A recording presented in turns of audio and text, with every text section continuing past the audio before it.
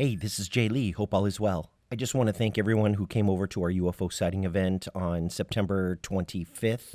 That was a Sunday over at Sequoia Park here in Los Angeles. We always have a great time together and we always see lots of stuff. We get a lot of people that go to the CE5s. But apparently a group from the Orange County division ended up seeing a lot of incredible things the night before. Some of the videos that were captured were incredible.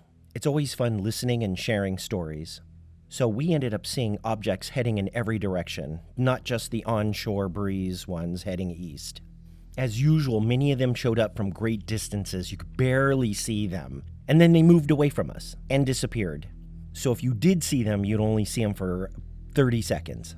There were a couple of things that ended up showing up and did stick around for a little while, and this is one of them. To me, in the very beginning, it looked like a 1. But of course, when you're out here, you're looking for indications of imitation, subtle details that may indicate a mimic, something that's not real. How else would you be able to observe a situation without having some sort of camouflage? People have to keep in mind that flying saucers can be UFOs, but not all UFOs look like flying saucers. Something was definitely wrong with this one. But keep in mind that we're not supposed to be seeing this. We're looking at a dot in the sky. This object is being viewed and filmed through a 4.5-inch telescope. What we'll be seeing today is not supposed to be seen. We called for these objects to come to our location, and these things showed up. So we're not supposed to be seeing this with such great detail. So let's get started. I remember seeing this one as it just appeared. When I saw this one, there was another one just above it. It was moving much faster, but it was going from north to south. By the time I was able to film it, it was gone. This object was probably about 1 mile to 2 miles away. This thing was so far away, it's impossible to keep a steady hand on it. So I use After Effects to stabilize it, and that's what we're looking at today. And thank goodness I did, because you could see some of the subtle details.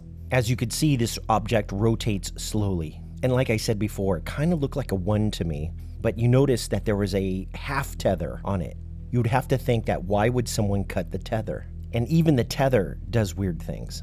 So as you can see that this one is a morpher. Although this one doesn't morph into different shapes, you can plainly see that it ripples and veins out on its surface. You have to pay attention though, because sometimes the morphing becomes sequential. And who knows why it becomes sequential? Is it the heat in the air? Is it the wind factor? Is it the altitude? What will cause this pleomorphic effect?